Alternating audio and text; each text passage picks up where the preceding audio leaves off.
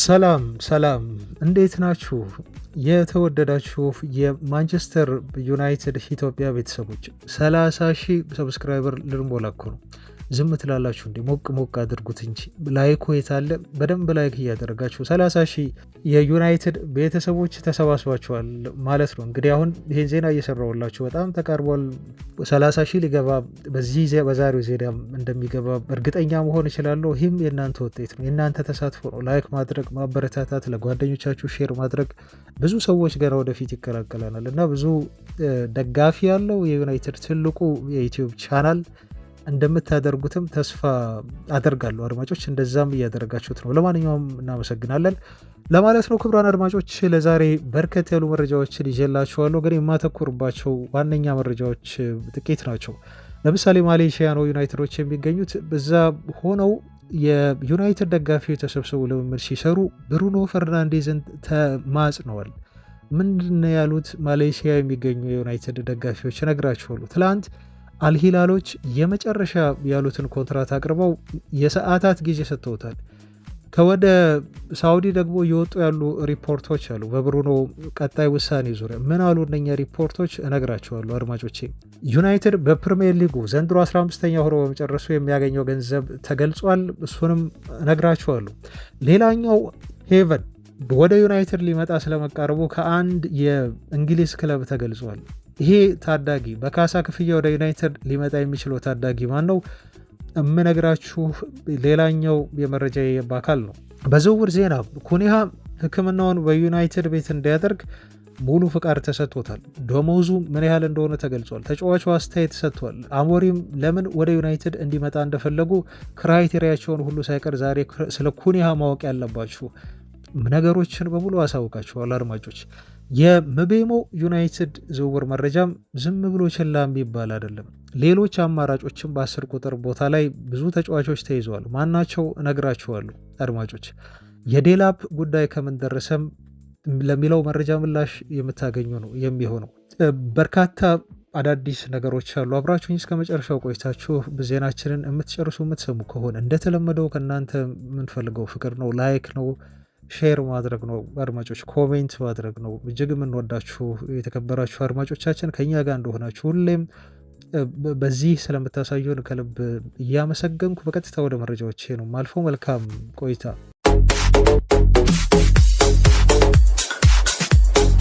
በማሌዥያ በኳላላምፑር የወዳጅነት ጨዋታ ለማድረግና እንደዚሁም የገቢ ማሰባሰቢያ ጨዋታ ለማድረግ ያው ለክለቡ በጠርቀም ያለ ገንዘብ ነው የሚያገኘው ዩናይትድ በአንድ ሳምንት ውስጥ በሚያደርጋቸው የካፕ ጨዋታዎች በዛ ተገኝቶ ወደ 10 ሚሊዮን ዩሮ ያገኛል ብለናቸዋል አድማጮች። እና ያው ዋን ፓርት ኦፍ ቢዝነስ ነው። ኦልሞስት ሲዝኑ ባልቋል። ተጫዋቾች ረፍት ማድረግ ነበረባቸው፣ ግን የራትክሊፍ አመራር ለክለቡ በዚህም በዛም በግራም በቀኝም እያሉ ገቢ ለማምጣት ጥረት እያደረጉ ናቸው። አሁን ክለቡ ካለበት ችግር አንጻር ይሄን እርምጃ መውሰዳቸው የሚያስገርማቸው አይሆንም። ዋነኛው ደግሞ ፕሪሲዝን አለ። እዛ ላይ ደግሞ ምን ያህል ክለቡ ሊሰራ እንደሚችል ማሰብ መገመት ቀላል ነው። ትችላላችሁ አድማጮች። ለማንኛውም በማሌዥያ ኳላላምፖር የሚገኙት ማንቸስተር ዩናይትዶች እዛው ሆነው ግን በርካታ ዜናዎች ስለ ዩናይትድ አሁንም መወራታቸውን እንደቀጠሉ ናቸው። ክቡራን አድማጮቻችን ለምሳሌ ትላንት ከወጡ መረጃዎች ውስጥ ዩናይትድ በፕሪሚየር ሊጉ በዚህ ሲዝን ምንም እንኳን 15ኛ ደረጃ ይዞ ቢያጠናቀቅም ወደ 139.5 ሚሊዮን ፓውንድ ገቢ ከፕሪሚየር ሊጉ ማግኘቱ ነው የተገለጸው። የፕሪሚየር ሊግ ያው ክፍያ የሚፈጽመው ታውቃላችሁ በዋነኛነት በደረጃ ነው፣ በሚያገኙት ደረጃ ይወሰናል። ከዛ በኋላ ነው እንግዲህ ተበትኖ የቴሌቪዥን ስርጭት መብት ይባላል። ያው ብዙ ካልኩሌሽኖች አሉ፣ እነሱን በዲቴል ባናወራ በዛ መሰረት ለክለቦቹ እንደ ደረጃቸው ይከፋፈላል። ፕራይዝ መኒ ይሉታል። ሊቨርፑል ከፍተኛ ሆነ ያገኘ ነው፣ አንደኛ ሆነ ያጠናቀቀ ነው። እንደምታውቁት 181 ሚሊዮን ፓውንድ ነው ያገኘው። ዩናይትድ 139 ሚሊዮን ፓውንድ አግኝቷል። ስለዚህ የሊቨርፑል ኦልሞስት ከዩናይትድ በ40 ሚሊዮን ፓውንድ የበለጠ ሆኖ ተቀምጧል ማለት ነው። ስታዩት 15ኛ እና አንደኛ ሆኖ የጨረሰው ቲም ያለው ልዩነት 40 ሚሊዮን ፓውንድ መሆኑ ጋፑም ብዛም አይደለም ብላችሁ ልትወስዶ ትችላላችሁ። ምክንያቱም ሊቨርፑል ሻምፒዮን ነው። ዩናይትድ 15ኛ ደረጃ ነው ያጠናቀቀው። የወረደው ቲም ራሱ አሁን እኮ ያገኘው ለምሳሌ ከወረዱት ውስጥ አድማጮች ሌስተር ሲቲ 119 ሚሊዮን ፓውንድ አግኝተዋል። ኢፕስዊች 112 እንደዚሁም ሳውዛምፕተን ኛ 110 ሚሊዮን ፓውንድ። መጠነኛ ልዩነት ነው ያለው የሚኖረው በ18 በ19ኛ እንዲሁም በ14ኛ በ15ኛው ላይ ማለት ነው። ግን የሊቨርፑልና የዩናይትድን ስታየው ምናልባት የአንድ ተጫዋች ዋጋ ልዩነት ሊሆን ይችላል። አንድ ተጫዋች ለማስፈረም የሚከፍሉት ገንዘብ ልዩነት ማለት ነው። ይሄ ገንዘብ ደግሞ በ3 በ4 ዓመት የሚቆራረጥ አይደለም። በቀጥታ ኢንካሽ ነው የሚሰጣቸው ለክለቦች ማለት ነው። አድማጮች አያችሁ፣ ለዛ ነው ፕሪሚየር ሊግ ማሸነፍ እጅግ ከፍተኛ የሆነ ዋጋ አለው።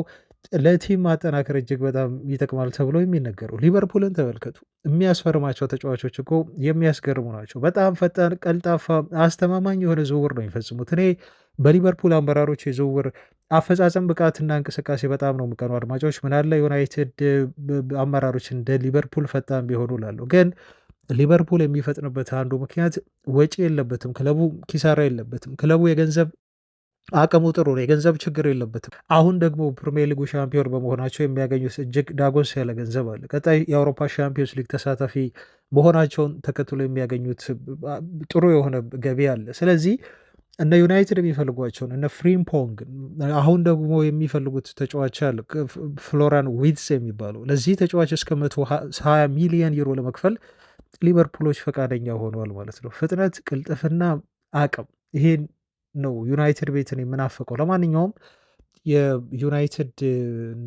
ገቢ በዚህ መልኩ ተቃኝተዋል ማለት ነው። ሊቨርፑል ከዩናይትድ አንድ ተጫዋች ማስፈረም የሚችልበትን የገንዘብ ልዩነት ያህል ዲፍረንስ ያለው ብር አግኝቷል። ወደ 40 ሚሊዮን ፓውንድ ነው ልዩነቱ ማለት ነው በሊቨርፑል እና በዩናይትድ ለማለት ነው። ክቡራን አድማጮች ይሄ መጀመሪያ መረጃችን የዘ አትሌቲክ ያወጣው ነው። ሁለተኛው መረጃችን ደግሞ ዛሬ የሚደረግ እጅግ ተጠባቂ ጨዋታ አለ በኮንፈረንስ ሊጉ ታውቃላችሁ። ምሽት 4 ሰዓት ላይ ያው የዩናይትድ ንብረት የሆኑ ተጫዋቾች እርስ በርስ የሚፋለሙበት ነው። ጀደን ሳንቾ እና እንዲሁም አንቶኒ ይፋለማሉ። ቼልሲ እና ሮያል ቤትስ የሚያደርጉት ጨዋታ ለዩናይትድ ተጠባቂ የሚሆንበት ሁለት ምክንያት አለ። አንደኛ አንቶኒ በዛሬው ጨዋታ እንዴት አድርጎ ፐርፎርም ያደርጋል የሚለው ምላሽ የሚያገኝበት ይሆናል። ለአንቶኒ ሁላችንም መልካም ነው የምንመኘው። እኔ ትላንት ዜና ላይ ባድርሻቸው በጣም ነው ያሳዘነኝ። በነገራቸው ላይ ሰሞኑ በሰጠው ኢንተርቪው ላይ ተጫዋቹ ይህን ያህል ተጎድቷል ወይ ብዬ እንዳስብ ነው የሆንኩት። በዚህ ያህል ደረጃ አንቶኒ እንደዚህ ሆድ ይብሰዋል ብዬ አልጠበኩም ነበር እና ይበልጥ በዛሬው ጨዋታ ላይ ስኬት እንድመኝለት አድርጎኛል እና ተጫዋቹ ምን ያህል በዩናይትድ ቤት ከፍተኛ ጫና ውስጥ እንደነበረ ለቆ በመሄዱ ደግሞ ነፃነት ተሰምቶት እንደዛ ብቃቱን ራሱን ማሳየቱን እንደ አንድ ጥሩ የሆነ ደስታ ነው እኔ የወሰድኩት እንደ ዩናይትድ ደጋፊነት ማለት ነው። እናንተም ያ ስሜት እንደሚሰማችሁ ተስፋ አደርጋለሁ አድማጮች።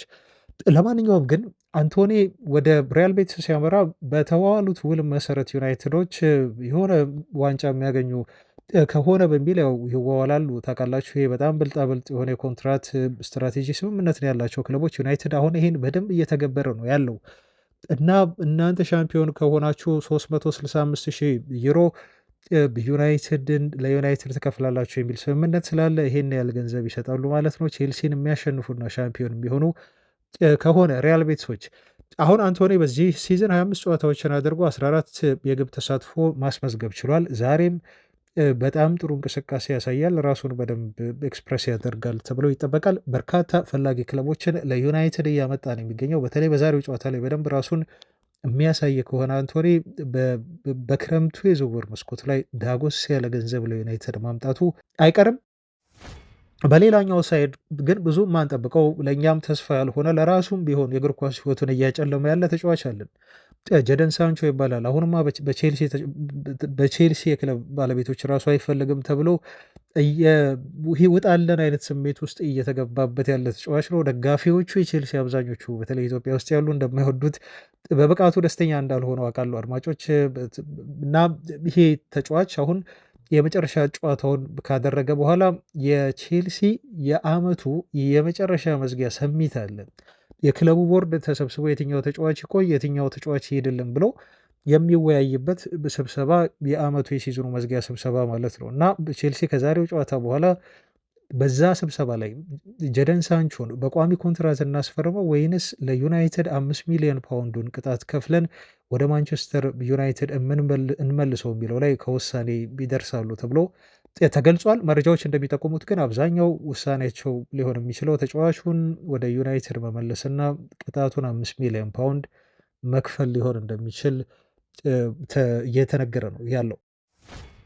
አድማጮች እዚህ ላይ አጠር ያለች ዝውውር መረጃ ላድረሳችሁ እና ወደ ቀጣይ በስፋት የምናያቸው መረጃዎች እናልፋለን። አንድ የሳውዛምፕተን ታዳጊ ተጫዋች ለማስፈረም ዩናይትድ ፉክክሩን እየመራ ነው ተብሏል። በጣም የዴይሊ ሜል ዘገባ ስለሆነ እና በደንብ ሪያሊቲ ያለው ፖሲቢሊቲ ሃይ የሆነ ዜና ስለሆነ ነው ያቀረብኳቸው። ይህ ልጅ ታዳጊ ነው። ልክ የሄቨን አይነት ፊርማ ብላችሁ ቁጠሩት። ከአርሰናል ሲያስፈረሙት የማስፈረሚያ ካሳ ከፍለው ነው አይደል ያስፈረሙት። ይህንንም ልጅ በተመሳሳይ ሁኔታ ከሳውዛምፕተን ለማስፈረም ዩናይትዶች እጅግ ተቃርበዋል እና በርካታ ክለቦችን እየመሩ ነው የሚል መረጃ ወጥቷል። ሃርሊ ዲን ጀምስ ተብሎ ይጠራል። ይሄ ተጫዋች ለዩናይትድ በ1 ሚሊዮን ፓውንድ የኮምፐንሴሽን ወይም እነሱ ያሳደጉበት ልጁን ለዚያ ያበቁበት የካሳ ክፍያ ተብሎ ለአርሰናል እንደተሰጠው ሁሉ ይሄም ተጫዋች 1 ሚሊዮን ፓውንድ ለሳውዛምፕተን ከተሰጠ ዩናይትድ ሊያስፈርመው ይችላል ተብሎ ተገልጿል። ገና 16 ዓመቱ ነው። በነገራችሁ ላይ ልክ እንደ ሄቨን ሁሉ ሴንተር ባክ ቦታ ላይ ነው መጫወት የሚችለው። ይሄ ልጅ በአርሰናል ይፈልጋል፣ በቼልሲ ይፈልጋል፣ በቶተናም ይፈልጋል፣ በትልልቅ ክለቦች ነው የሚፈልገው። ግን ዩናይትዶች የዚህን ተጫዋች በዝውውር ፉክክር ቀድመው በማሸነፍ ለማስፈረም ከእጃቸው ሊያስገቡት እጅግ ተቃርበዋል ተብሎ ተነግሯል። እንግሊዛዊ ኢንተርናሽናል ተጫዋች ነው። ይሄ ተጫዋች በተለይ እንግዲህ ወደ ዩናይትድ እንዲመጣ ከፍተኛውን ስራ እየሰሩ ያሉት ከዚህ በፊት በሰሩት ስራ የምናውቃቸው ዩናይትድ እኚህን ሰው በማምጣቱ በጣም ሊያመሰግናቸው የሚገቡት ጄሰን ዊሎክስ እንደሆኑ ነው የተገለጸው። የዩናይትድ ቴክኒካል ዳይሬክተር ናቸው። ከዚህ በፊት ደግሞ በሳውዛምፕተን ሰርተው የሚያውቁ መሆናቸውን ተከትሎ ነው እንደዚህ አይነት ታለንት ያላቸውን ተጫዋቾች ከቀድሞ ክለባቸው ከለንደን ክለቦች ወደ ዩናይትድ ለማምጣት እየሰሩልን የሚገኙት።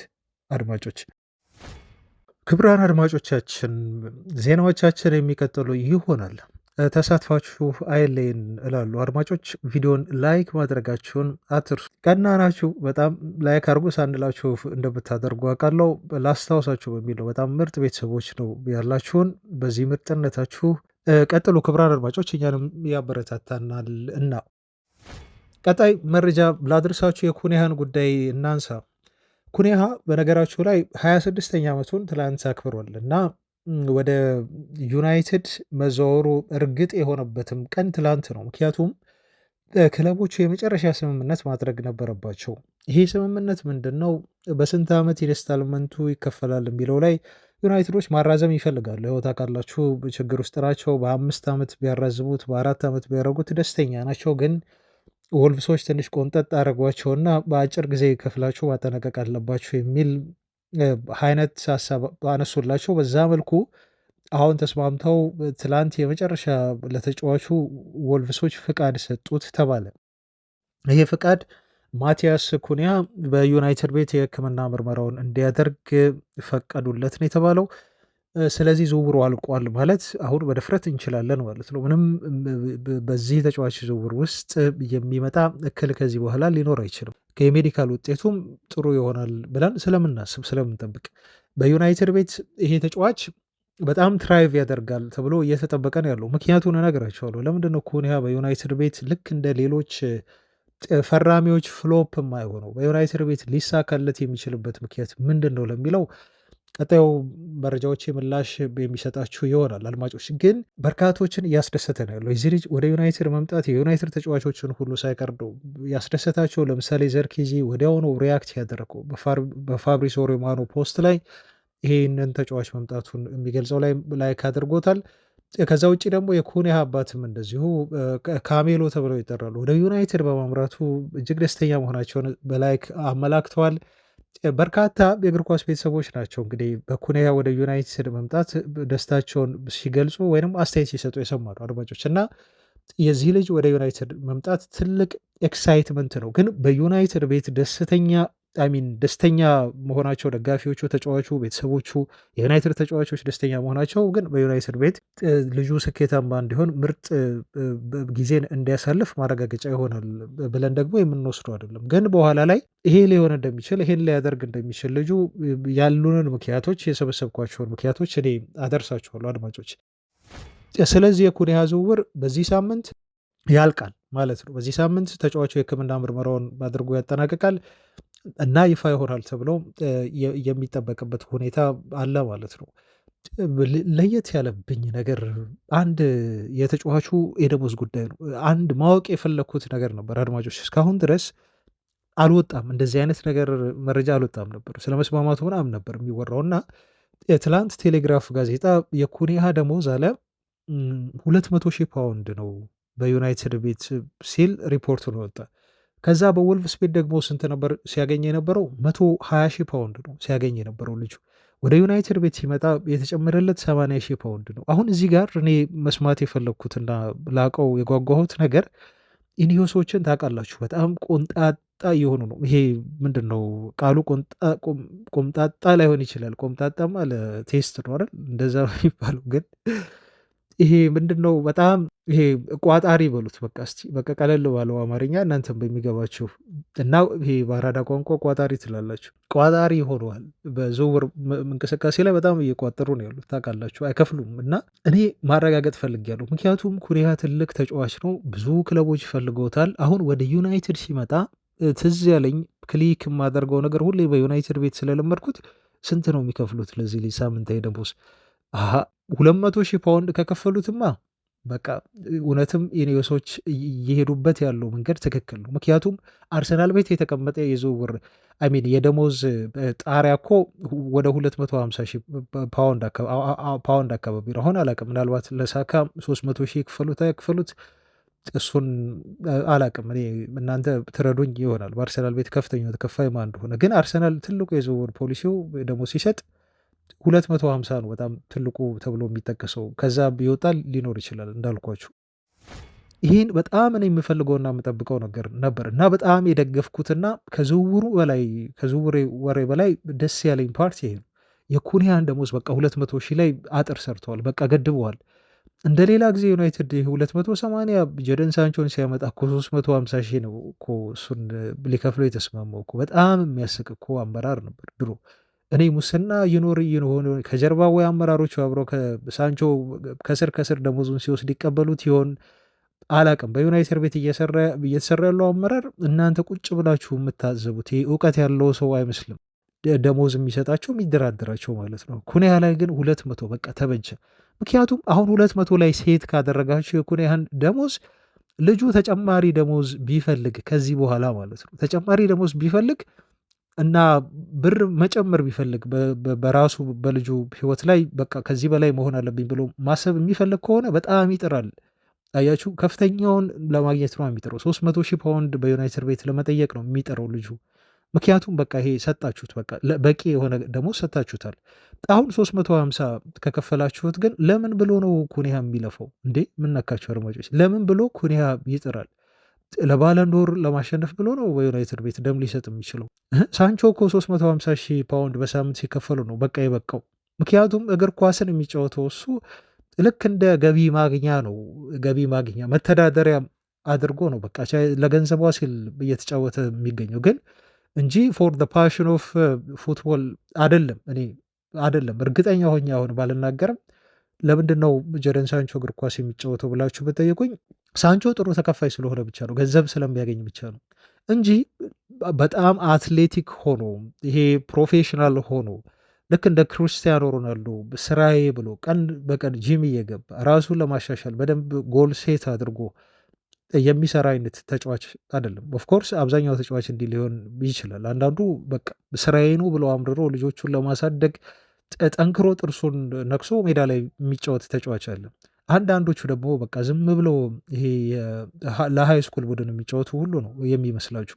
ራሳቸውን አይጠብቁም፣ ጂም በደንብ አይሰሩም። አንዳንዶቹ አምሽተው ሁሉ ክለብ ያድራሉ። ልክ እንደ ጃክ ግሪሊሽ ማለት ነው አሁን በሲቲ ቤት ያለው ምን ያህል እንዴት እንደተበላሸ ታውቃላችሁ። ደግፈው ሁሉ ነው እኮ ጓደኞቹ የሚያስገቡት እና ክለብ የሚያድር ልጅ ነው። አሁን ሳንቾም ከመጣ በኋላ ራሽፎርድን እንዳበላሸው ታውቃላችሁ። በጣም ጠጪ ናቸው። ይሄን ስናገር በድፍረት ነው አድማጮች፣ በጣም ያመሻሉ ክለብ። ይሄ እነኚህ ፓሽን የሌላቸው ተጫዋቾች ናቸው። ሲያያችሁ ኩኒያ ግን ከወዲሁ ደሞዙንም ገድቦ ራሱንም ገድቦ ክለቡ አስገድዶም ቢሆን አስገድቦት የተሻለ ነገር ለማግኘት በዩናይትድ ቤት ጥረት ሊያደርግ የመጣ ነው። ፍላጎቱም ያለው በደንብ ለዩናይትድ ለመጫወት በደንብ ፍላጎት ያለው ትልልቅ ክለቦችን ጥያቄ ነው ልጁ ትቶ የመጣው። ምክንያቱም ዩናይትድ ከዓለማችን ላይ ከሚገኙ ትልቅ ቲሞች መካከል አንዱ ነው ብሎ ያስባል። ቡድኑ ውስጥ ያለው ችግር እኮ ኮሪያን ሳይገባው ቀርቶ አይደለም። በዩናይትድ ቤት ያለው ሜስ፣ በዩናይትድ ቤት ያለው ይሄ አንዳንድ ተጫዋቾች አለመስማማት፣ ዩናይትድ ያለበት የደረጃ ሰንጠረዥ ለሱ ምንም ቅንጣት ያህል ለኮንያ ምንም አልመሰለውም። ቆይቷል ወደ ዩናይትድ ለመምጣት ከወሰነ። ዩናይትድ የትም ይጨርስ፣ ዩናይትድ አውሮፓ ሻምፒዮንስ ሊግም አይግባ ግድ አይሰጡም ኩኒያ። ምክንያቱም ዩናይትድን ከልቡ ወዶ ከልቡ ለዩናይትድ ለመጫወት ፈልጎ ህልሙ ሆኖ ወደ ዩናይትድ የመጣ ልጅ ነው። ታዲያ ይሄ ልጅ ራሱን በደንብ ለማሳየትና በዓለማችን ላይ ከ1 ቢሊዮን በላይ ደጋፊ ያለው ቡድን ውስጥ ገብቶ ይህን እድል አግኝቷል። ራሱን የሚያሳይበት በደንብ ይህን እድል ነው ልጁ ሲፈልግ የነበረው። አሁን ይሄ እድል ተሰጥቶታል። ስለዚህ ኩኒያ ሱፐርስታር መሆን በዩናይትድ ቤት ራሱን ለዓለም በደንብ ወልቭስ እና ዩናይትድ የተለያዩ ቲሞች ናቸው፣ ሰማይና ምድር ናቸው በመላው ዓለም ካለው ተቀባይነት አንጻር። በዩናይትድ ቤት መጥቶ ጠንክሮ እንዳለው አሁን እንዳሳየን ፍላጎት ለመምጣት ጠንክሮ የሚሰራ ከሆነ አንዳንድ የሰጣቸውን አስተያየት እነግራቸዋለሁ። በደንብ ልጁ ከቲሙ ጋር የሚዋሃድ ከሆነ ሌላ ሌቭል ላይ ነው ኩኒያ የሚገባው እንዳለው ክህሎት አንጻር። ሌላኛው ብሩኖ ፈርናንዴዝ ነው በዩናይትድ ቤት የሚሆነው። ብሩኖ ፈርናንዴዝ አሁን ምን ያህል ተሰሚ ተጫዋች እንደሆነ በዩናይትድ ብቻ አይደለም በመላው ዓለም ሲሄድ ተጽዕኖ ፈጣሪ ነው ብሩኖ ፈርናንዴዝ። በኋላ የምነግራችሁም ዜና አለ እሱን መረጃ ሳደርስ እና ኩኒያ ወደ ዩናይትድ መምጣቱ አሁን ኦልሞስት አልቋል፣ ተረጋግጧል። ከዚህ በኋላ የሚጠበቀው እሱ በተግባር ተጫዋቹ ማሳየት ነው ማለት ነው። እንግዲህ ሜዳ ላይ ሁሉንም ነገር ጨርሷል። ለምንድን ነው ሩበን አሞሪም ይሄን ተጫዋች ወደ ዩናይትድ እንዲመጣ ሙሉ ፈቃዳቸውን የሰጡት የሚለውን ደግሞ እንመልከት አድማጮች። አሁን ቲሙ በዝውውር እንቅስቃሴው ላይ እየሄደበት ያለው ነገር በጣም ምርጥ አካሄድ ነው እየሄዱ ያሉት። አንድ ክራይቴሪያ ብቻ አይደለም ያላቸው። በምቤሙ ላይ ትላንት ዜና ሳደርሳችሁ ካስታወሳችሁ ቡድኑ አሁን ተጫዋቾችን ሲያስፈርም የቲሙን ዳታ አናላይቲክስ ዲፓርትመንት ይጠቀማል። ይሄን የቲሙን የዳታ አናላይቲክስ ዲፓርትመንት ሲጠቀም የተጫዋቹን ሙሉ ዝርዝር ቁጥራዊ መረጃዎች ያሉ ስላችሁ ጎል ያስቆጥራል አያስቆጥርም የሚለውን ብቻ አይደለም አድማጮች። አሲስት ያደርጋል፣ ኩሬት ያደርጋል አያደርግም፣ ሚስታቸውን ግልጽ የጎል ማግባት እድሎች ምናምን አይደሉም። እነኚህ ቤዚክ ናቸው የሚያዩት። አሁን ኢቨን የተጫዋቹን ጤንነት ምን ያህል ጨዋታዎች ሁሉ ተሰልፈዋል ተጫዋቹ በሲዝኑ ሙሉ 40 ጨዋታ ነው ያደረገው። ምን ያህል ጉዳት ደርሶበታል፣ ከጉዳት ውስጥ ተጫዋቹ ምን ያህል እንደዚሁ አገግመው ተጫዋቹ መሰለፍ ችሏል በሲዝኑ መጨረሻ ላይ ብለው ይሄን ሁሉ ያሉ ይገመግማሉ። ይሄን የዝውውር ስትራቴጂ ቀደም ብለው ቢከተሉ ኖሮ እመኑኝ የቀድሞ የቼልሲ ተጫዋች የሆነው ሜሰን ማውንት አሁን ወደ ዩናይትድ አይመጣም ነበር። ምክንያቱም የጉዳት ሂስትሪው ጥሩ አይደለማ በቼልሲ ቤት አይደል። ለዩናይትድ ደግሞ እኮ የተጫወታቸው ጨዋታዎች በጣት የሚቆጠሩ ናቸው። ኦፍኮርስ አሁን አገግሟል፣ ትንሽ ይሻላል አሁን ነው። ግን ያለፉት 2 ዓመታት ልጁ ምን ያህል ለዩናይትድ እየተጫወተ ነበር እናንተ ታውቃላችሁ። ይሄ ዲፓርትመንት በደንብ ቢሰራ ኖሮ ራትክሊፍ ከመጡ በኋላ ነው በደንብ ያጠናከሩት። መጀመሪያ ቀርቦ ሆኖ ቢኖር ኖሮ ሜሰን ማውንት መኑኝ ወደ ዩናይትድ አይመጣም በዚህ የጉዳት ሂስትሪው ማለት ነው። እና አሁንም የኩኒሃን ዝውውር ሲፈጽሙ ኢቨን ባህሪ እንደሚያዩ ታውቃላችሁን። ባህሪ የልጁ ባህሪ ረሃቡን ሁሉ ያሉ ፊዚካል ዲማንዱን ሁሉ ያሉ ማለት ነው። እሱን ዜናውን ልንገራችሁ። አሞሪም ይህን ተጫዋች ለማምጣት ሲወስኑ የሚከተሉትን ነገሮች ተመልክተዋል ተብሎ ነው የተገለጸው። የሚከተሉትን ነገሮች ተመልክተዋል ከጄሰን ዊሎክስ ጋር ነው የተመለከቱት እና ተጫዋቹ በቃ መምጣት አለበት ብሎ የመጨረሻ የወሰኑት በእነኚህ ምክንያቶች። አንደኛ ስትሮንግ የሆነ ጎል ክሬተር ነው ልጁ። ስትሮንግ ጎል ክሬተር ነው፣ ኮንትሪቢዩት ያደርጋል። በዛ ላይ ቴክኒካል ኳሊቲው ወይንም ስኪሉ ላቅ ያለ ነው። ቨርሳታይል ነው። ኤክስፕሎሲቭ ነው። በተመሳሳይ አሞሪም በሚከተሉት የፎርሜሽን ምቹ የሆነ በ3-4-3 ላይ በጣም ኤክስፕሎሲቭ የሆነ ችሎታ ያለው ተጫዋች ነው ማለት ነው። በዚህ ያጨዋወት ሲስተም ዳይናሚክ ነው። ቦል ፕሮግረስ ሲያደርግ ተጫዋቹ በዛ ላይ ደግሞ የተለያዩ ኮንዲሽኖችን አዳፕት ማድረግ ይችላል። አዳፕት ዲፍረንት ኮንዲሽን ተጫዋቹ ማለት ነው። ሲያስፈልግ ተጫዋቹ አግሬሲቭ ሆኖ ይከላከላል አስፈላጊ ከሆነ ማለት ነው። ሲያስፈልግ ደግሞ ተጫዋቹ በጣም አጥቂ ሆኖ አንድን ቲም ማጥቃት ይችላል። ስለዚህ አሰልጣኙ የሚያዙትን ነገር ለመፈጸም ሬዲ የሆነ ለየትኛውም ሁኔታ ለየትኛውም ሲቹዌሽን ተጫዋቹ ራሱን ዝግጁ ያደረገ ልጅ ነው ማለት ነው። ስትሮንግ የሆነ ካራክተር ነው ያለው። ይሄ ፋይተር ነው። እንደ ግላዲያተር ዝም ብላችሁ አይነት የምትጥሉት አይነት ተጫዋች አይደለም። ኮሪያ በደንብ አድርጋችሁ ሃይላይቱን ካያችሁ ዩቲዩብ ላይ በደንብ ተመልከቱት የኮሪያን እንቅስቃሴዎች። ከእንደገና ደግሞ በፕሪሚየር ሊጉ ራሱን በደንብ አድርጎ ማስመስከር የቻለ ማረጋገጥ የቻለ ተጫዋች ነው። ኤጁን ደግሞ ተመልክተዋል ተብሏል። በጣም ጎልደን ኤጅ ላይ ነው ያለው። እንደውም ከትላንት ወዲያ ነበር አይደል 25 ዓመቱ የነበረው አሁን 26 ሆኗል። ትላንት ልደቱን አክብሯል ብያቸዋለሁ። ስለዚህ ከፊቱ በደንብ የሚጫወትባቸው ፕራይም የሆኑ አንድ ቢያንስ 5 ዓመታት ይኖሩታል ማለት ነው። 5 ዓመታት ተጫዋቹ 10 ቁጥር ቦታ ስለሆነ ደግሞ ያ ቦታ በደንብ ትራይቭ ሊያደርግበት ይችላል ለቀጣዮቹ ዓመታት ማለት ነው። በዚሁ ብቃቱ ሊቀጥል የሚያስችለው እድሜ ላይ ነው ያለው። ከዚህም በላይ በዩናይትድ ቤት መሻሻል የሚችልበት እድል አለ። ከሁሉም በላይ ግን የተመለከቱት አቲቲዩዱ ነው። ተጫዋቹ ለመሻሻል እና ጥሩ ነገር ለማድረግ ይበልጥ ያለው ፍላጎት ረሃቡ አሞሪምን አሳምኗቸዋል። እንደ ወደ ማንቸስተር ዩናይትድ እንዲመጣ እንዲፈርም አስደርጓቸዋል ተብሏል። ይህንን አሁን የገለጽኩላችሁ ነገር ሁሉ ነው እንግዲህ እንደ ክራይቴሪያ የተመለከቱት። ይህንን እኮ ነው በሳንቾ ላይ ያጣ ነው አድማጮች። ይህንን በቃ አሁን የገለጽኩላችሁን ክራይቴሪያ ሁሉ ሳንቾ ላይ በቃ ሰነፍ ተጫዋች ሰነፍ ብሎ መግለጽ በትክክል ይገልጸዋል በጀረን ሳንቾን። የእሱን ስንፍና መጥቶ ደግሞ ራሽፎርድም ላይ አጋብቶበት ራሽፎርድም ይኸው እንደዚህ አይነት ባህሪ ያንጸባርቋል። ጋርናቾም ቢሆን እኔ የሚል ነው። እኔ ኢጎ በጣም ከፍተኛ፣ ስራው ትንሽ፣ አፈጻጸሙ ትንሽ፣ ሜዳ ላይ ክህሎቱን እኮ አላጣም አለ። ክህሎቱ የትም አልተደበቅም። ሳንቾም ክህሎት አለው። ማነው ራሽፎርድም ክህሎት አለው። ጋርናቾም ከፍተኛ ሀይ የሆነ ክህሎት አላቸው። ግን ኢጓቸው በቃ ላይ ነው። ለመስራት እንዲህ ለማነስ ለመጣር ለመታተር ለመሻሻል ምንም የሚያሳዩት ግን አፒታይት የለም ማለት ነው። እና ይሄ የዝውውር አካሄዳቸው በተለይ በጣም በጣም ተመችቶኛል። ኢሪየሶች አሁን ይሄ እየቀነሱ ያሉት ይሄ ደሞዝ ምናምን ሰራተኞች ቅሬታ ምናምን እሱ እንዳለ ሆኖ ትንሽ የማያስደስት ነገር ቢሆንም የሆነ ኔጌቲቪቲ ይረጫል ቲም ውስጥ የሆነ ኔጌቲቭ የሆነ ሙድ ውስጥ ወይም አትሞስፌር እንደዚህ አይነት ስሜት ያመጣል።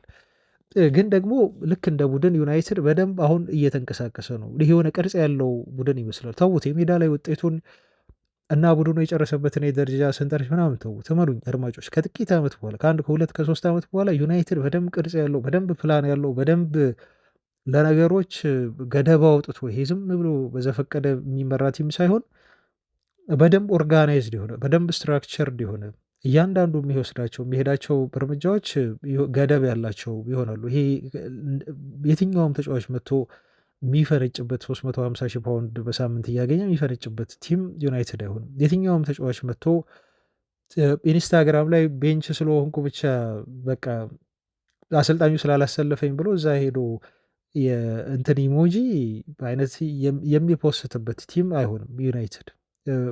ህግ ያለው በደንብ ፕሮፐርሊ በህጎች የሚመራ ቡድን ዩናይትድ ይሆናል ብዬ እገምታለሁ፣ አስባለሁ። ተዉት የክለቦቹን የባለቤቶቹ ጉዳይ። እነሱ ከላይ ዲቫይን ኢንተርቬንሽን ይፈልጋል ብያቸዋለሁ። በቃ ዲቫይን የሆነ ኢንተርቬንሽን ነው። የግሌዘር ቤተሰቦችን ዩናይትድ እንዲያጣ ከላይ ነው መሆን ያለበት ትዕዛዙ። ከላይ በቃ የሆነ ህግ ወጥቶ እንግሊዝ ውስጥ አይነት ነገር የለም። እኔ የምመኘው እንደዛ ነው። በቃ እነሱን ማን ይነቅላቸዋል? ማን ይነቅላቸዋል? አድማጮች ካንሰር እኮ ናቸው። የማንቸስተር ዩናይትድ ካንሰር ናቸው ግሌዘሮች። ስለዚህ እነሱ ከዩናይትድ ለቀው እንዲሄዱ የፈጣሪ ጣልቃ ገብነት ያስፈልጋል ከላይ፣ ወይ የእንግሊዝ መንግስት ጣልቃ ገብነት ያስፈልጋል። ካልሆነ እነሱ የሚወጡ አይደሉም። ስለዚህ እነሱ ችግራችን ናቸው፣ እነሱ አይመቹንም። ግን አሁን አዲስ የመጡት አመራሮች እያደረጉ ያለው ለውጥ ግን ይመቸናል ለማለት ነው። ለማንኛውም አድማጮች የኩኒሃ ጉዳይ ይሄን ይመስላል። በጣም ብዙ አወራንበት። አሁን መምጣቱ ኦልሞስት ስለተረጋገጠ ነው። ያው የተረጋገጠ ዝውውር ላይም በደንብ ማውራት ማወቅ ስለ ክለባቸው ይጠቅማል ብዬ ስላሰብኩ ነው። ግን የመጨረሻ አንድ ዴይሊ ሜል እንደዚህ ሲል አስተያየት ሰጠ ኩኒያ ብሎ ትላንት ያወጣውን መረጃ ልንገራችሁና ስለዚህ ተጫዋች ላብቃ።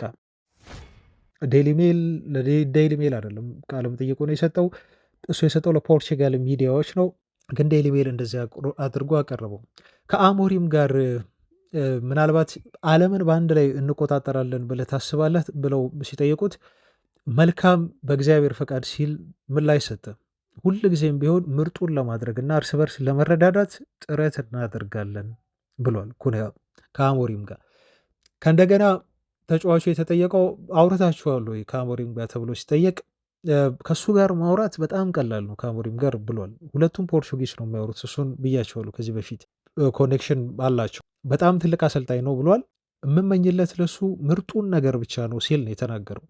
ምናልባት ልክ የፖርቹጋል ሊግን እንደተቆጣጠረው አሁንም የፕሪሚየር ሊጉን ሊቆጣጠራል ብዬ ተስፋ አደርጋለሁ ሲል ተናግሯል ማለት ነው። ይሄ አስተያየቱ ብቻ በሁለቱ መካከል ምን ያህል ጥብቅ የሆነ ቦንድ እንዳለና በጣም ሲያብሰለስሉት እየመጣ በጣም እያበሰሉት የመጣ የእርስ በርስ ግንኙነት እንደሆነና በተጫዋቹ ዩናይትድና ዩናይትድን ብቻ ያለበት ምክንያት አንዱ ከአሞሪም ጋር ያለው ይሄ ጥሩ የሆነ ቅርበት እንደሆነ ኮኔክሽን እንደሆነ መረዳት ትችላላችሁ ከዚህ አስተያየቱ ለማለት ነው። አድማጮች እናንተስ የተሰማችሁን በዚህ ተጫዋች የዩናይትድ ፊርማ አስተያየት ምንድን ነው? ወደፊት እናወራበታለን በአንዳንድ ማውራት ባሉብን ጉዳዮች እንደ ጊዜውና እንደ ሁኔታው ማለት ነው። እናንተ በኩኒያ ዩናይትድ መምጣት ኦልሞስት ማለቅ ዝውውር ላይ ምን ሀሳብ አላችሁ? ከታች በኮሜንት ሀሳባችሁን ስጡን። የኩኒያን ዝውውር ኦልሞስት ካጠናቀቁ በኋላ አሁን ቀጣይ ትኩረታቸው ሌላ የ10 ቁጥር ተጫዋችና በአጥቂ መስመር ላይ ማስፈረም እንደሆነ እየተዘገበ ነው የሚገኘው እና አድማጮች የምቤሞ ዩናይትድ ወሬ ተራ ሩመር እንዳልሆነ ትናንት ነግሬያቸዋለሁ። ፋብሪሶ ሮማኖም ይሄን ጉዳይ አረጋግጧል። በጣም ነው የሚከታተሉት እና ቅድም ስነግራችሁ የነበሩ የዩናይትድ ሰዎች የሚከተሏቸው የዝውውር ስትራቴጂዎች አሁን እንደ በፊቱ ይሄ ሌላ ቦታ ዝም ብሎ ሱፐርስታር ስለሆነ ሾው ስላሳየ ጨዋታ ላይ ብቻ አይደለም የሚገመግሙት ብዙ ክራይቴሪያዎች አሉ ብለን አውርተናል። ምቤሞ ያንን የሚያሟላ ልጅ ነው ተብሎ ነው እየተገለጸ ያለው። ዩናይትዶችም የፈለጉት ሲገመግሙት የነበረም በልክ ኩኒሃን ሲገመገሙ በነበረበት መንገድ ነው።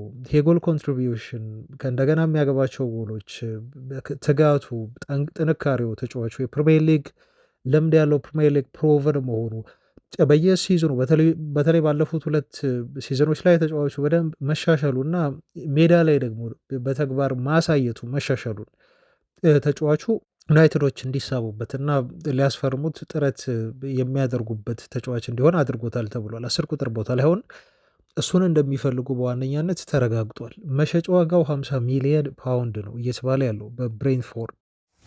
ዩናይትዶች ይሄ ገንዘብ ደግሞ ይከብዳቸዋል ተብሎ አይጠበቅም። ተደራድረው ሁሉ ሊያስቀንሱት የሚችሉት አይነት ገንዘብ ነው። ልክ የኩኒያ እኮ አሁን ውል ማፍረሻ ሂሳብ ነው። ይሄ ግን መደራደር የሚችላል ምክንያቱም የተተመነ ዋጋ ስለሆነ ማለት ነው። እና ይሄ ልጅ የማይመጣ ከሆነ ብለው ደግሞ ሌሎች አማራጮች የያዟቸው አሉ። ለምሳሌ አንዱ የክሪስታል ፓላሱ ኢዜ ነው። እንደዚሁም ሴሜንዮ ተይዟል ከበርንመዝ። ታይለር ዲብሊንግ የተባለውም ተጫዋች እንደዚሁ በዝርዝር ውስጥ ይገኛል። ማስታንቲኖም እንደዚሁ ይገኛል ማለት ነው። ብራያን ቼርክ ፈልገውታል በ10 ቁጥር ቦታ ላይ ያለ ይህም ልጅ ግን አሁን የሪያን ቼርክ ፈላጊ ክለቦች ደግሞ በጣም በዝተዋል። ወደ ዩናይትድ ለመምጣት ልጁ ሰፊ እድል አለው ብዬ አላስብም። ሪፖርቶች የሚያመላክቱት እንደዛ ናቸው አድማጮች። ለምን ብትሉ ሲቲዎች ደግሞ ተቀላቀሉ። ትላንት አዲስ ትልቅ ቡድን እሱን ለማስፈረም የተቀላቀለ ባየር ሙኒክ በሉ ሊቨርፑል በሉ ዩናይትድ ከነኚህ ቲሞች ጋር ተፎካክሮ ልጁን ማስፈረም ይከብደዋል። ምክንያቱም እነኚህ ቲሞች ምንም ችግር የለባቸውም። የብራያን ቼርክ ጉዳይ ዝም ብላችሁ ሄዳችሁ ውል ማፍረሻ ሂሳቡን ከፍላችሁ እንደ ማስፈረም የሚቀል አይደለም። ወደ 25-30 ሚሊዮን ዩሮ ነው አይደል የተባለው ውል ማፍረሻ። ከዛ በላይ ብዙ የኤጀንት ክፍያዎች ይኖራሉ። እንደዚህ በትንሽ ሂሳብ የሚመጡ ተጫዋቾች ከጀርባቸው ብዙ ኤጀንት ክፍያ፣ የኮሚሽን ክፍያዎች ይኖርባቸዋል። በዛ ላይ ደሞዝ አለ እና ይህን ልጅ ጨረታው በጣም ብዙ ስለሆነ የጨረቱ ቲሞች ልጁ ለዩናይትድ የተለየ ፍቅር አሳይቶ ለዩናይትድ መጫወት ፈልጎ ካልመጣ በስተቀር በቀላሉ የሚሆን ነገር አይደለም። ግን 10 ቁጥር ቦታ ላይ ከተያዙ በሊስት ውስጥ ካሉ ተጫዋቾች መካከል አንዱ ሪያን ቼሪክ ነው ማለት ነው። አሁን ባለው ሁኔታ የምቤሙ ነገር በጣም ጠንከር ያለ ሪያል የሆነ ኢንተረስት ከዩናይትድ ዝውውር ጋር በተያያዘ እየተነሳበት ያለ ልጅ ስለመሆኑ እንድታውቁ በሚል ነው።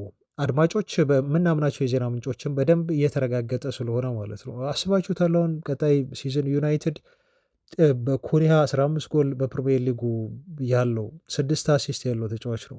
መቤሞ የሚፈርም ከሆነ 20 ጎሎችን ያስቆጠረ ልጅ ነው እና 7 አሲስት አሉ። ሁለቱ ተጫዋቾች በድምሩ አድማጮች 35 ጎልና እንደዚሁም 13 ያህል አሲስት አላቸው። በፕሪሚየር ሊጉ ብቻ ነው ያልኳቸው። ዴላፕ የሚመጣ ከሆነ የዴላፕ ጉዳይም ይሄ የሚወዛወዘ አይነት ነገር ነው። ዴላፕ ነግራችኋለሁ በኋላ 12 ጎል አለው ዴላፕ 2 አሲስት አለው ማለት ነው። የሶስቱን አንድ ላይ ከደመራችሁ አድማጮች ወደ 37 ጎል ማለት ነው። ሶስቱ ተጫዋቾች ቢያስቆጠሩት 37 ጎል እና ወደ 15 አሲስት አድርገዋል ማለት ነው። ኢማጅን አስባችሁታል? እዚህ ላይ ብሩኖ ፈርናንዴስ የማይለቀብን ከሆነ ስለ ብሩኖም ዜና አለኝ አደርሳችኋለሁ እና አማድን ደምሯቸው እነኚህ 5 ተጫዋቾች የዩናይትድ ማጥቃትን እንዴት ሊያቀጣጥሉት እንደሚችሉ ከዚህም ከዛም ከግራም ከቀኝም ነው ጎል ሊዘንብ የሚችሉ ከፊትም ጨምሮ ማለት ነው። እና ሼር ያደርጉታል በጋራ እነዚህ ልጆች እንደሚወራው የሚመጣ ከሆነ ማለት ነው። ምቤሞና ኩኒያ የሚመጡ ከሆነ ዴላፕ ብቻ ፊት መስመር ላይ ሊበቃቸው ሁሉ ይችላል ዩናይትዶች፣ ምክንያቱም አቅም የለም እዛ ጋር ሄዳችሁ።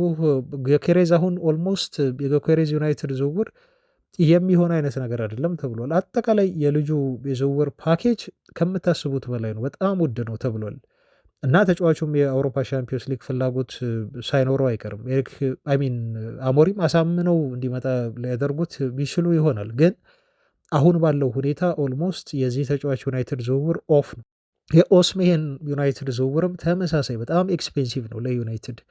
ውድነቱ ብቻ አይደለም፣ ተጫዋቹ ደግሞ ከአልሂላል በጣም ጠቀም ያለ ገንዘብ ቀርቦለታል ተብሎ ተነግሯል። እና ኦልሞስት አሁን እየታየኝ ያለው ሪፖርቶችም እየወጡ እንዳሉት ኦስሜሄን ወደ ዩናይትድ የመምጣት እድል አሁንም ይሄ ኦፍ ነው ባለም፣ ግን ይሄ ጠባብ ነው ማለት ነው። እና ስለዚህ ያለው አማራጭ ዩናይትድ ሌላ አይደለም፣ በቃ ዴላፕ ነው። ወደ ፕላን ቢ ነው ሊሄድ የሚችለው፣ አሊያም ደግሞ የክሪስታል ፓላሱ ማቴታ አይነት አጥቂዎች ነው ሊያመራ የሚችለው ማለት ነው። ዴላፕ አሁኑኑ እዚሁ ልንገራችሁ፣ ዴላፕ በየሰዓቱ የተለያየ መረጃ የሚወጣበት ተጫዋች ሆኗል። ስለ ዴላፕ አንዴ ዩናይትድ መራ፣ የዝውውሩን ስትራክቸር ዩናይትድ ተስማማ ተብሎ ይወራል። በሌላ ጊዜ ደግሞ ዴላፕ ወደ ቼልሲ ለማምራት አሁን ቼልሲዎች ዝውውሩ እየመሩት ነው ተብሎ ይነገራል ማለት ነው። ስለዚህ እዚህ የሚል አንዴ ዩናይትድ ይላል፣ በቃ ዩናይትድ ሊሄድ ነው ብለን ስንጠብቅ ደግሞ የሆነ ሰው ይመጣና ወደ ቼልሲዎች እንደሚያስፈርሙት እርግጠኛ ናቸው ብሎ ይነግራቸው።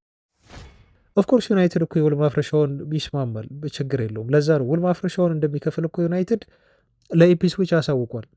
በቃ ጨረሰ፣ እዛ ጋር ጨረሰ። ለተጫዋቹም ኮንትራት ሰጥቶት ጨርሷል። ዩናይትድ ምን ያድር? አሁን የሚጠብቀው የልጁን ምላሽ ብቻ ነው ማለት ነው። ልጁ ደግሞ ብዙ አማራጮች አሉት አድማጮች። ዩናይትድ የሚያቀርብለት ደሞዝ እና ቼልሲ የሚያቀርብለት ደሞዝ አንድ አይደለም። ገባችሁ? ዩናይትድ የሚሰጠው የፕሪሚየር ሊግ ውድድር ብቻ ነው። ቼልሲ የአውሮፓ ሻምፒዮንስ ሊግንም አብሮ ይሰጠዋል። በዛ ላይ ደሞዝ የሚያሻሽልለት ከሆነ ደግሞ አስቡት። ኤቨርተን ደግሞ የተለየ ኮንትራት ነው ያቀረበለት። ለ2 ለ3 ሲዘን እኛ ጋር ተጫዋትና ከዛ በኋላ ደግሞ ከፈለክ ወደምትፈልገው ትልቅ ቲም የምትሄድበት ቢግ ሲክስ ለምንላቸው ቲሞች የምትፈርምበትን አማራጭ ቅድመ ስምምነት እናደርግልሃለን ብለው በዚህ መልኩ ሊያባብሉት ኤቨርተኖች ጥረት እያደረጉ ነው ያሉት ማለት ነው። አያችሁ፣ ልጁ ገና 22 ዓመቱ ነው። ስለዚህ ከ3 ዓመት በኋላ ፕራይም ላይ ስትደርስ 25 ዓመት ሲደርስ ላይ ስትገባ ወደ ፈለግከው ክለብ እንለቀሃለን፣ እስከዛ እኛን አገልግለን አይነት ነገር ማለት ነው። አያችሁ፣ ሌሎችም ክለቦች እኮ አሉ። እና ልጁ ምንድን ነው አሁን የሚያደርገው እያደረገ ያለው ምንድን ነው? ዝም ብሎ ዩናይትድ በቃ ውሌን አፈረሰ፣ ይህን ደሞዝ አቀረበልኝ፣ ስለዚህ ወደ ዩናይትድ ሊሂድ ብሎ የሚወስነው ነገር አይደለም ማለት ነው። አያቸው ከግራ ከቀኝ ያያል። ኦፍኮርስ አንድ አድቫንቴጅ ዩናይትድ ያላቸው እንደሆነ ታውቃላችሁ፣ ልጁ ማንቸስተራዊ ነው፣ ያደገው በማንቸስተር ሲቲ አካዳሚ ነው ታውቃላችሁ። ስለዚህ እዛ አካባቢ ሄዶ እዛ መኖር ይመርጣል። ለቤተሰቦቹ ቅርብ ሆኖ ነው የተባለው። አንድ አድቫንቴጅ ካላችሁ ይሄ ነው ያለው ዩናይትድ ልጁን ሊያስፈርም የሚችልበት ማለት ነው። እና እንደምንሰማው ልክ እንደነ ኩኒሃ የተለየ ለዩናይትድ የመጫወት ፍቅር ያለው ልጅ አይደለም። ቢሆን ኖሮ እስካሁን ዴላፕ ይፈርምልን ነበር እና ሌሎችም ቲሞች እንደዚህ ጣልቃ አይገቡም ነበር። ግን ልጁ ብዙ አማራጮች አሉት። ፋብሪሶ ሮማኖ ይህን በደንብ ነው የነገረን ትላንት። እነኛን አማራጮች እያጤነ ነው። በቃ አንድ ሰው ገለልተኛ ሆኖ ለየትኛውም ቲም ሳያዳላ እና የመፈረም ፍላጎት ኖሮት በደንብ ያሉትን አማራጮች እንደሚያይ ሰው አድርጋችሁ ዴላፕን ቁጠሩት ማለት ነው። ለማንኛውም ግን አድማጮች ዴላፕም ይምጣ ይምጣ ዩናይትድ ሌላ አጥቂ ያስፈርም ማቴታንም ቢሆን ሌላ በቢ ዝርዝር የያዛቸውን ወይም ኤ ላይ ያሉትን ምርጥ አጥቂዎች ያምጣ፣ በጣም ፊት መስመር ላይ ይቀየራል ቀጣይ ሲዝን ላይ ዩናይትድ ማለት ነው። በቤሙ ቅድም ስታቶቹን ነግሬያቸዋለሁ፣ የኩኒያን ስታት ነግሬያቸዋለሁ።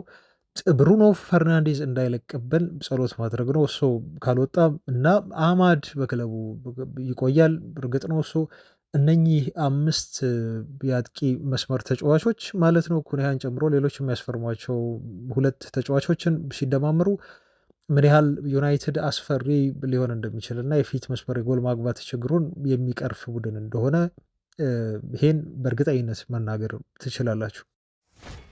በመጨረሻም አድማጮች የብሩኖ ፈርናንዴዝን ነገር እኔና መረጃ እናብቃ እዚህ ላይ በጣም ስለሚረዝምባችሁ። በእርግጥ በጣም ብዙ መረጃ ነው እየወጣ ያለው እና ብዙ ዜናዎችን እየተውኩ ነው አሁን ይህን እያሳጠርኩ የምነግራችሁ አድማጮች። ምናልባት እንግዲህ በቀን 2 ልንሰራ የምንችልበት እድል ይኖራል። በጣም ብዙ ነገር እየተባለ ስለሆነ ማለት ነው እና እንደ ሀሳብ ነው ይሄን እንደ ሀሳብ ያዙትና ለማንኛውም የዛሬ መረጃችንን በብሩኖ ፈርናንዴዝ ዜና እናጠናቅቀዋለን።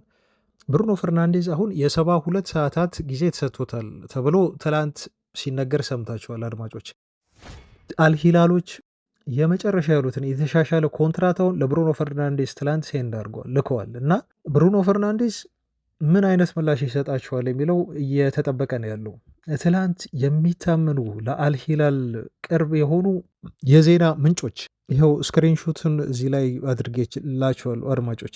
በጣም ቅርብ የሆኑ ለአልሂላል ከዚህ በፊት ዝውውሮችን ሲፈጽሙ እንደዚህ ብሬክ የሚያደርጉና ሪሊየብል የሚባሉ የዜና ምንጮች ናቸው ይህን እያሉ ያሉት። አሁን ብሩኖ ፈርናንዴዝ ጥያቄያችንን ሊቀበል ነው እና ወደ አልሂላል ሊመጣ ነው ተቃርበዋል ብለው ነው እያሉ የነበረው እና እንደዚህ አይነት መረጃዎችን ነው እያወጡ ያሉት። አሁን እኔ እንደ ዩናይትድ ደጋፊነት የብሩኖ ፈርናንዴዝ በዩናይትድ ቢያወጣ በጣም ደስ ይለኛል። ይህን ሀሳቤን ነግሬያቸዋለሁ። ዩናይትድ ጥሩ ባጀት ለአሰልጣኙ የሚበጀት አቅም የሚኖረው ከሆነ ብሩኖ ለምን ይለቃል እንዴ? ብሩኖ ፈርናንዴዝ እኮ የዩናይትድ ልብ ትርታ ነው።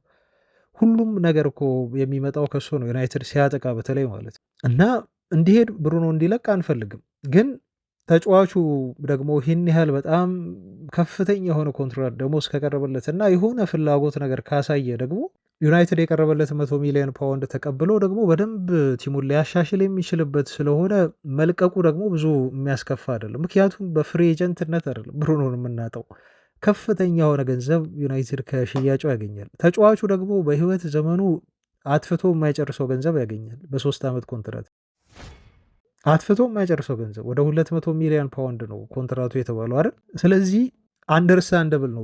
ተጫዋቹ ቢሄድም ደግሞ እንረዳዋለን ማለት ነው። የመልቀቁም መሄዱም ለዩናይትድ በጣም የሚጎዳ ነገር ብሩኖ ይሆናል ወይ ጉዳትም አለው እንዲሁም ጥቅም አለው ብላችሁ ሰዱት በቃ ባጭሩ። እና እነኚህ የዜና ምንጮች ትላንት ያወሩት ትዊተር ላይ ያንሸራሸሩት ነገር ስለሆነ ሰጋው። ትላንት ከዚህ መረጃ በኋላ ነው የሰጋሁት ማለት ነው። ይሄን እነኚህ የትዊተር አካውንቶች ተቃርቧል ብለው ካወሩ በኋላ አሰልጣኝም ይቀይራሉ ታውቃላችሁ። አሰልጣኝም እየቀየሩ ነው። ከእንደገና ደግሞ አልሂላሎች ሌላም ተጫዋች ለማምጣት ዝግጁ ናቸው ኦስሜሄንን ተብሎ ተገልጿል። እና ሶስቱንም አንዴ ለማስፈረም ነው ይሄ ከዓለም ክለቦች ውድድር በፊት እየጣሩ የሚገኙት ኦስሜሄን፣ አሰልጣኙን እና ኢንዛጊ ነው እና አንድ ደግሞ ብሩኖ ፈርናንዴዝን ማለት ነው። ይህንን እንደሚያሳኩ እርግጠኛ እንደሆኑ ደግሞ እያንሸራሸሩ ነው መረጃዎችን ማለት ነው። እያንሸራሸሩት ነው የሚገኙት እና እቺ ነገር የብሩኖ ነገር አሰጋችኝ ትንሽ። ከዛ 72 ሰዓታት ደግሞ ሰጡት ተባለ። ያው የተወሰኑ ሰዓታት አልፈዋል ይሄ ከተባለ እና ምን ምላሽ ይሰጣቸዋል ብሩኖ የሚለው እኔንም ሁላችንንም የሚያጓጓን ይሆናል ማለት ነው። እና በጣም ቡም ነው የሚሆነው፣ ብሬኪንግ ነው የሚሆነው። ብሩኖ መቆየቱም መልቀቁም እንደ ብሬኪንግ ነው ሊረጋገጥ የሚችለው። ግን ትላንት ምን አስተዋልኩ መሰላችሁ? ማሌሽያ ነው አይደል የሚገኙት ልምምድ ሊያደርጉ ሲወጡ ተጫዋቾቹ ብሩኖ ፈርናንዴዝ ከፊት ቀድሞ ነበር የወጣው እና ብዙ ደጋፊዎች ብሩኖን ነበር ቺር ሲያደርጉት የነበር። ያው ለዛ ነው ቅድም ብሩኖ ተጽዕኖ ፈጣሪ ነው። አሁን በመላው ዓለም ዩናይትድ በሚሄድበት ቦታ ሁሉ ስማቸው አፋቸው ላይ ያለው ብሩኖ ብሩኖ ነው እና በቃ ወርልድ ሱፐርስታር ሆኖ ዩናይትድ ከሚሰጥ ጥቅም አንዱ ይሄ ነው። አሁን ብሩኖ ፈርናንዴዝ እግር ኳስ ቢያቆም እኮ ምንም ሰርቶ መኖር ይችላል። ዩናይትድ ቤት ባካበተው ስምና ዝና ብቻ ዩናይትድ በራሱ ብራንድ አድርጎታል። ብሩኖን ብራንድ ሆኗል ማለት ነው። ዓለም አቀፍ ተቀባይነቱ በጣም ከፍተኛ ነው። የትም ይሄድ ብሩኖ ፈርናንዴዝ ሱፐርስታር ነው። አሁን እድሜ ለማንቸስተር ዩናይትድ እና እድሜ ለራሱ ጥረት ለብሩኖ ልፋትና ጥረት ማለት ነው። ልጁ ታውቋል። ለዛ ነው ስለ ኩኒሃም ሳወራችሁ እንደዚህ ስለ የነበረው ማለት ነው። የትኛውም ተጫዋች ወደ ዩናይትድ ሲመጣ ሱፐርስታር የመሆንም ከእንደገና በጣም የመጠላትም የመውረድም እድል ያለው በእጁ ነው። ልክ እንደ ሳንቾ ማለት ነው። የሚወስነው እሱ ነው። የእግር ኳስ ዕጣ ፈንታውን ህይወቱን የሚወስነው ራሱ ተጫዋቹ ነው። እና ልክ ብሩኖ አሁን ልምምድ ሲሰሩ ሊወጡ ሲመጡ ተጫዋቾች ወደ ስቴዲየሙ ማለት ነው ብዙ ደጋፊዎች ብሩኖ ቆይልን እያሉ ሲማጸኑት ነበር። በማሌሽያ ትላንት ማለት ነው ብሩኖ ቆይልን እያሉት ነበረ። የእነሱን ተማጽኖ ሰምቶ ብሩኖ በዩናይትድ ቤት ይቆያል አይቆይም፣ እሱን አብረን የምናይ ነው የሚሆነው። ግን ከባድ የሆኑ ቀናቶች ናቸው ለብሩኖ። ምናልባት በህይወት ዘመኑ አንዴ ሊመጣ የሚችል ጥያቄ እንደሆነ ብሩኖ እያሰበ ነው ተብሏል። እና ለሱም ለተጫዋቹም ለማንቸስተር ዩናይትድም ትክክለኛው ጊዜ እንደሆነ ብሩኖ እያሰበ ነው ያለው። አሁን ቢለቅ እሱም ጥሩ ጠቀም ያለ ገንዘብ ያገኛል፣ ክለቡ ማንቸስተር ዩናይትድ አይጎዳም ብሎ ያስባል። ግን ደግሞ ለዩናይትድ ደግሞ ፍቅር አለው ልጁ። ግራ ገባው እኮ ጨነቀው። አድማጮች እኛም እኮ በሱ ቦታ ብንሆን በጣም ያስጨንቃል። እስቲ ምንድን ነው የምትወስኑት? ይከብዳል። ዩናይትድን ይወዳል ብሩኖ፣ ይሄ ምንም ጥያቄ የለው። ብሩኖ ዩናይትድን እወደዋለሁ ብሎ እስኪናገር መጠበቅ አይገባንም። ብሩኖ ከዩናይትድ ጋር ሻምፒዮን ቢሆን በአውሮፓ ሻምፒዮንስ ሊግ እንዴት ደስተኛ፣ በፕሪሚየር ሊግ አስባችሁታል? ብሩኖ የሚገባውን ክብር አግኝቶ በዩናይትድ ቤት ዋንጫዎችን ቢያነሳ እንዴት ደስተኛ የሆነ ሰው ሊሆን እንደሚችል። ለዩናይትድ በጣም ለፍቷል። የሚገባውን ክብርና ዋንጫ ግን አላገኝም። ኦፍኮርስ ክብር አሁን ተሰጥቶታል። በቃ ክብር ከተባለ እውቅና ነው አይደል? ማንም በሱ ብቃት የሚጠራጠር የለም። ግን ደግሞ ዋንጫዎችን አላገኝም ብሩኖ በዩናይትድ ቤት። ይሄ ነገር ሊቆጨው ይችላል። ሊቆጨው ስላችሁ በዩናይትድ ቤት እንዲቆየና በዛው ወደ ሌላ ክለብ ለመሄድ እንዲዘጋጅ ሊያደርገው ይችላል። በቃ በዩናይትድ ቤትማ የሆነ ነገር ማሳካት አለብኝ የሚል አይነት ህሳቤ አሁንም ውስጥ እኮ አለ ነው የተባለው። በጣም ይወዳል ዩናይትድን። ግን ደግሞ እዛ ጋር አስቡት የቀረበለትን ብር። ልጁ እኮ መከራ ውስጥ ነው የገባው አድማጮች። እና ምን እንደሚወስን እስቲ ለሁላችንም አጓጊ ነው። የብሩኖ መቆየት በራሱ ብሬኪንግ ነው፣ ትልቅ ኒውስ ነው በዩናይትድ ቤት። መልቀቁም ደግሞ በጣም ትልቅ ዜና ነው። ብዙ ሌሎች ተጫዋቾችን ሂላሎች ሊስብላቸው ይችላል ማለት ነው። እና ብቻ ለማንኛውም ምንም ይወስን ምንም ብሩኖ ፈርናንዴዝ ጀግናችን ነው፣ ሌጀንዳችን ነው። የማንቸስተር ዩናይትድ መልካም የሆነው ነገር ሁሉ እንዲገጥመው ነው የምንመኘው ማለት ነው። እቺ አረቦቹ ትዊተር ላይ ወጧት መረጃ ግን በትኩረት እንዲሁ ስላየዋት ትንሽ ደንገጥ ብያለሁ ትላንትና። ይሄ ነገር እውን ሊሆን ነው እንዴ ሁሉ አስብሎኛል። ለማንኛውም ምን ይፈጠራል የሚለውን አብረ የምናየው ይሆናል። ክቡራን አድማጮች በጣም ቆየሁባችሁ። ዛሬ መረጃው ረዘም ብሏል፣ ግን ጥሩ ነገር እንዳወራን ጥሩ መረጃ ግንዛቤ እንዳገኛችሁ ተስፋ አደርጋለሁ። ሁሌም ከጎና ለሆናችሁ አመሰግናለሁ። 30 ሺህ ተከታይ ልንገባ ነው ክቡራን አድማጮች፣ ዛሬ እንገባለን። ነገ በአዳዲስ መረጃዎች እንደዚሁ የማገኛችሁ ይሆናል። እስከዛው ሰላም ሁኑ። ባባይ